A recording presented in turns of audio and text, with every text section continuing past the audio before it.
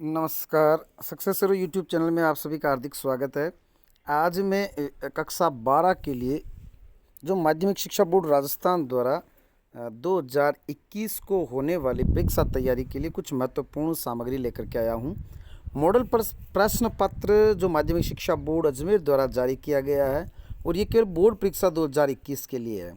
Corona के समय में किस तरह से हमें बोर्ड परीक्षा की तैयारी करनी है, देखें सामान्य दिशा निर्देश जो कि इस जो मैं पेपर बता रहा हूँ आपको, जो मॉडल पेपर अगर आपको चाहिए तो आप मुझे इस वीडियो में नीचे कमेंट में अपने नंबर सेंड करें या कमेंट करें, मैं आप तक वो पहुंचाऊंगा। ये सामान्य दिशा निर्देश जो होते हैं वो दिशा निर्देश सामान्य होते हैं, इसमें कोई बहुत बड़ी बात नहीं है। फिर भी कुछ बातें हैं, जैसे पाठ्यक्रम में दिए गए इकाई वार अंक एवं अंक भार में 25% तक अंक भार में परिवर्तन बोर्ड परीक्षा के प्रश्न पत्रों में संभव है।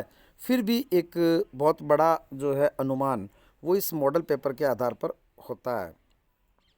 अब आप देखें यहाँ यूनिट दी हुई है कि किन 5 तरह से यूनिट में बांट करके और अंक प्रत्येक प्रश्न के लिए कितने होंगे, कुल अंक भार क्या होगा। यहाँ देखें आप, जैसा कि पूर्व विदित है, इस तरह की जो है वो सूचनाएं पहले से चल रही थी कि इस बार ऑब्जेक्टिव प्रश्न समाहित होंगे पेपर में। तो 10 प्रश्न आपके ऑब्जेक्टिव यानी एबेस है, यदि सरल भाषा में हम उससे समझें। जैसे निम्नलिखित में से किसकी लिपि देवनागरी नहीं है, तो ध्यान रखें देवनागरी लिपि हिंदी और संस्कृत में कॉमन है। हिंदी संस्कृत में कॉमन, को मैं न 3 वर्ण मैंने और लिखे। को का अर्थ है कोंकणी, मैं का अर्थ मराठी और न से आप समझें नेपाली। तो ये एक ट्रिक बताई है मैंने आपको। तो नेपाली जो है वो भी देवनागरी लिपि में लिखी जाती है। इसका मतलब उत्तर क्या हो गया, पंजाबी। सीमित क्षेत्र में बोली जाने वाली भाषा के स्थानीय रूप को कहते हैं उपभाषा। निम्नलिखित में से किस अलंकार में समता दर्शाई जाती है, तो सम, समान, सा, सरिश इस तरह के शब्द जो है वो उपमा अलंकार में होते हैं। इसके बाद में देखें कनक, कनकते, सोगुनी, मादकता आदि का ये यमक अलंकार है इसमें, जो आपने 10वीं कक्षा में भी पढ़ा होगा। थीसिस शब्द का जो हिंदी अर्थ है वो होता है शोध कार्य। विजिलेंस शब्द का हिंदी अर्थ होता है सतर्कता। जैसे जो बिजली चोरी करते हैं और विजिलेंस आती है यानी सतर्कता आयोग, जो सतर्क रखने और रहने के लिए काम करती है।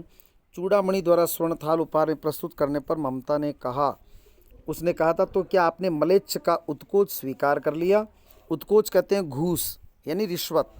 तुलसीदास की भक्ति मानी जाती है, उनकी भक्ति दास्य भाव की, उन्होंने दास मान करके अपने आप को और प्रभु श्री राम की भक्ति की थी।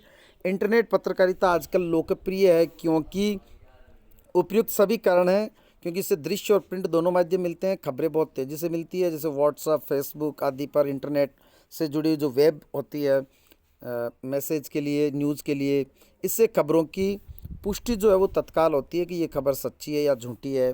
तो ये उपयुक्त सभी। इसके बाद में 10वां प्रश्न देखें, समाचार के पहले पैराग्राफ यानी मुखड़े इंट्रो में 4 ककारों की जानकारी दी जाती है। कुल 6 ककार में न्यूज़ लिखी जाती है, जिसमें से जो सबसे पहले मुखड़ा होता है, मुखड़े का मतलब है एक जो न्यूज़ शुरू होती है कि आज भारत ने पाकिस्तान को 5 दिवसीय अर्थात टेस्ट क्रिकेट है उसमें 8 विकेट से पराजित किया। तो इसमें क्या हुआ उसका प्रश्न, कौन उसका प्रश्न भी कि भारत विजेता रहा, पाकिस्तान जो है वो पराजित रहा। कब कि 5 दिवसीय जो शुक्रवार से शुरू हुआ था, कहाँ, मेलबोर्न स्टेडियम पर।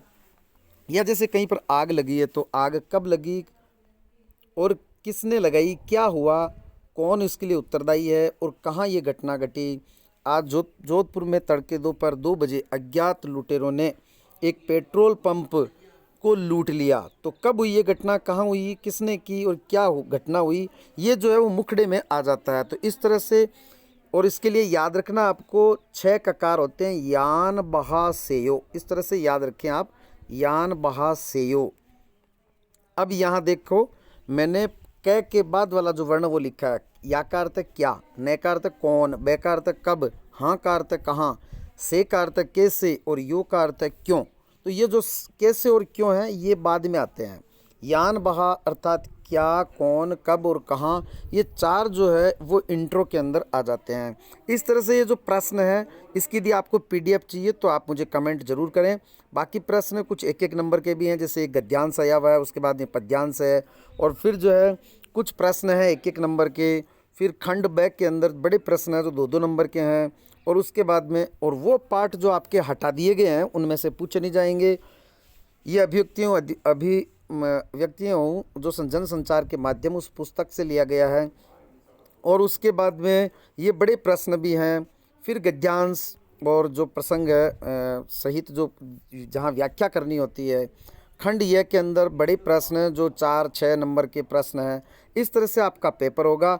इसका मतलब जो 10 नंबर ऑब्जेक्टिव है उसकी तैयारी कैसे करें, कहाँ से करें, तो उसके लिए भी प्रत्येक पाठ के लगभग 30-40 प्रश्न जो है वो मेरे पास बनाए हुए हैं।